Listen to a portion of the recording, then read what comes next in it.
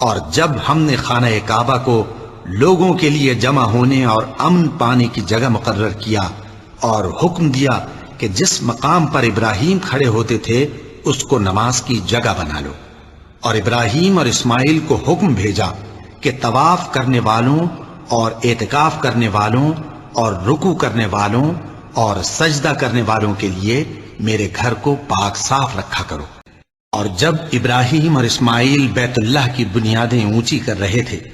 تو دعا کیے جاتے تھے کہ اے ہمارے پروردگار، ہم سے یہ خدمت قبول فرما، بے شک تو سننے والا ہے، جاننے والا ہے۔ احمق لوگ کہیں گے کہ مسلمان جس قبلے پر پہلے سے چلے آتے تھے اب اس سے کیوں منہ پھیر بیٹھے؟ تم کہہ دو کہ مشرق اور مغرب سب اللہ ہی کا ہے، وہ جس کو چاہتا ہے سیدھے رستے پر چلاتا ہے، اور اسی طرح ہم نے تم کو امت معتدل بنایا ہے تاکہ تم لوگوں پر گواہ بنو اور پیغمبر آخر الزمان صلی اللہ علیہ وآلہ وسلم تم پر گواہ بنے۔ اور جس قبلے پر تم پہلے تھے اس کو ہم نے اس لیے مقرر کیا تھا کہ معلوم کریں کہ کون ہمارے پیغمبر کا تابع رہتا ہے اور کون الٹے پاؤں پھر جاتا ہے۔ اور یہ بات یعنی تحویل قبلہ لوگوں کو گراں معلوم ہوئی، مگر جن کو اللہ نے ہدایت بخشی ہے وہ اسے گراں نہیں سمجھتے، اور اللہ ایسا نہیں کہ تمہارے ایمان کو یوں ہی ضائع کر دے۔ اللہ تو لوگوں پر بڑا مہربان ہے، صاحب رحمت ہے۔ اے پیغمبر صلی اللہ علیہ وآلہ وسلم، ہم تمہارا آسمان کی طرف منہ اٹھانا دیکھ رہے ہیں، سو ہم تم کو اسی قبلے کی طرف جس کو تم پسند کرتے ہو منہ کرنے کا حکم دیں گے، تو اپنا منہ مسجد حرام یعنی خانہ کعبہ کی طرف پھیر لو، اور تم لوگ جہاں ہوا کرو نماز پڑھنے کے وقت اسی مسجد کی طرف منہ کر لیا کرو۔ اور جن لوگوں کو کتاب دی گئی ہے وہ خوب جانتے ہیں کہ یہ نیا قبلہ ان کے پروردگار کی طرف سے حق ہے، اور جو کام یہ لوگ کرتے ہیں اللہ ان سے بے خبر نہیں۔ اور اگر تم ان اہل کتاب کے پاس تمام نشانیاں بھی لے کر آؤ تو بھی یہ تمہارے قبلے کی پیروی نہ کریں، اور تم بھی ان کے قبلے کی پیروی کرنے والے نہیں ہو، اور ان میں سے بھی بعض کے قبلے کے پیرو نہیں۔ اور اگر تم باوجود اس کے کہ تمہارے پاس علم یعنی اللہ کا حکم آ چکا ہے ان کی خواہشوں کے پیچھے چلو گے تو ظالموں میں ہو جاؤ گے۔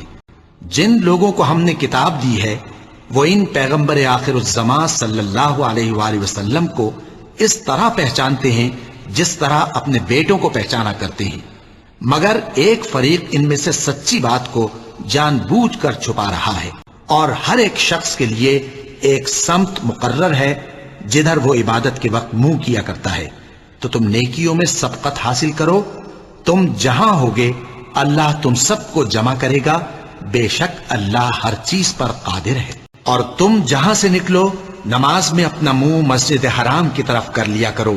بے شبہ یہ تمہارے پروردگار کی طرف سے حق ہے، اور تم لوگ جو کچھ کرتے ہو اللہ اس سے بے خبر نہیں۔ اور تم جہاں سے نکلو مسجد حرام کی طرف منہ کر کے نماز پڑھا کرو، اور مسلمانوں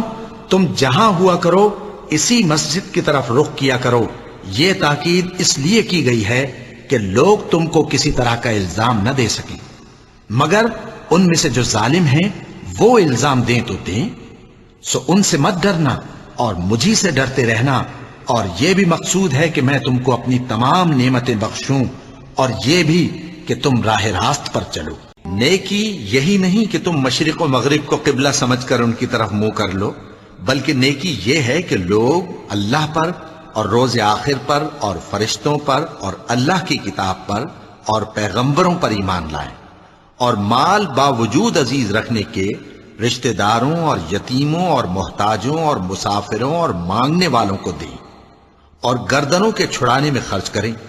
اور نماز پڑھیں اور زکوٰۃ دیں، اور جب عہد کر لیں تو اس کو پورا کریں، اور سختی اور تکلیف میں اور جنگ کے وقت ثابت قدم رہیں۔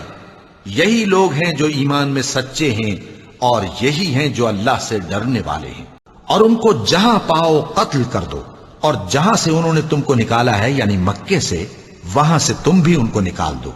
اور دین سے گمراہ کرنے کا فساد قتل و خونریزی سے کہیں بڑھ کر ہے، اور جب تک وہ تم سے مسجد حرام یعنی خانہ کعبہ کے پاس نہ لڑیں تم بھی وہاں ان سے نہ لڑنا۔ ہاں اگر وہ تم سے لڑیں تو تم ان کو قتل کر ڈالو، کافروں کی یہی سزا ہے۔ اے پیغمبر، لوگ تم سے عزت والے مہینوں میں لڑائی کرنے کے بارے میں دریافت کرتے ہیں، کہہ دو کہ ان میں لڑنا بڑا گناہ ہے،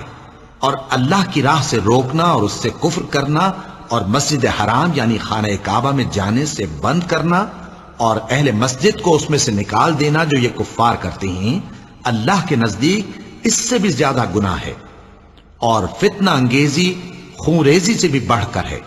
اور یہ لوگ ہمیشہ تم سے لڑتے رہیں گے، یہاں تک کہ اگر مقدور رکھیں تو تم کو تمہارے دین سے پھیر دیں، اور جو کوئی تم میں سے اپنے دین سے پھر کر کافر ہو جائے گا اور کافر ہی مرے گا تو ایسے لوگوں کے اعمال دنیا اور آخرت دونوں میں برباد ہو جائیں گے، اور یہی لوگ دوزخ میں جانے والے ہیں جس میں ہمیشہ رہیں گے۔ سب سے پہلا گھر جو لوگوں کی عبادت کرنے کے لیے مقرر کیا گیا تھا وہی ہے جو مکے میں ہے، بابرکت اور جہان والوں کے لیے موجب ہدایت۔ اس میں کھلی ہوئی نشانیاں ہیں، جن میں سے ایک ابراہیم کے کھڑے ہونے کی جگہ ہے۔ جو شخص اس مبارک گھر میں داخل ہوا اس نے امن پا لیا، اور لوگوں پر اللہ کا حق یعنی فرض ہے کہ جو اس گھر تک جانے کا مقدور رکھے وہ اس کا حج کرے، اور جو اس حکم کی تعمیل نہ کرے گا تو اللہ بھی اہل عالم سے بے نیاز ہے۔ اللہ نے عزت کے گھر یعنی کعبے کو لوگوں کے لیے موجب قیام بنایا ہے، اور عزت کے مہینے کو اور قربانی کے جانور کو اور ان جانوروں کو جن کے گلے میں پٹے بندھے ہوں، یہ اس لیے کہ تم جان لو کہ جو کچھ آسمانوں میں اور جو کچھ زمین میں ہے اللہ سب کو جانتا ہے، اور یہ کہ اللہ کو ہر چیز کا علم ہے۔ مشرکوں کا کام نہیں کہ اللہ کی مسجدوں کو آباد کریں جبکہ وہ اپنے آپ پر کفر کی گواہی دے رہی ہوں۔ ان لوگوں کے سب اعمال بیکار ہیں اور وہ ہمیشہ دوزخ میں رہیں گے۔ اللہ کی مسجدوں کو تو وہ لوگ آباد کرتے ہیں جو اللہ پر اور روز قیامت پر ایمان لاتے اور نماز پڑھتے اور زکوٰۃ دیتے ہیں، اور اللہ کے سوا کسی سے نہیں ڈرتے۔ یہی لوگ امید ہے کہ ہدایت یافتہ لوگوں میں سے ہوں۔ مومنوں، مشرک تو پلید ہیں، تو اس برس کے بعد وہ مسجد حرام یعنی خانہ کعبہ کے پاس نہ جانے پائیں، اور اگر تم کو مفلسی کا خوف ہو تو اللہ چاہے گا تو تم کو اپنے فضل سے غنی کر دے گا۔ بے شک اللہ سب کچھ جانتا ہے، حکمت والا ہے۔ وہ قادر مطلق جو ہر خامی سے پاک ہے، ایک رات اپنے بندے کو مسجد حرام یعنی خانہ کعبہ سے مسجد اقصی یعنی بیت المقدس تک جس کے چاروں طرف ہم نے برکتیں رکھی ہیں لے گیا، تاکہ ہم اسے اپنی قدرت کی نشانیاں دکھائیں۔ بے شک وہ سننے والا ہے، دیکھنے والا ہے۔ جو لوگ کافر ہیں اور لوگوں کو اللہ کے رستے سے اور مسجد حرام سے جسے ہم نے لوگوں کے لیے یکساں عبادت گاہ بنایا ہے روکتے ہیں، خواہ وہ وہاں کے رہنے والے ہوں یا باہر سے آنے والے، اور جو اس میں شرارت سے کجروی و کفر کرنا چاہے تو اس کو ہم درد دینے والے عذاب کا مزہ چکھائیں گے۔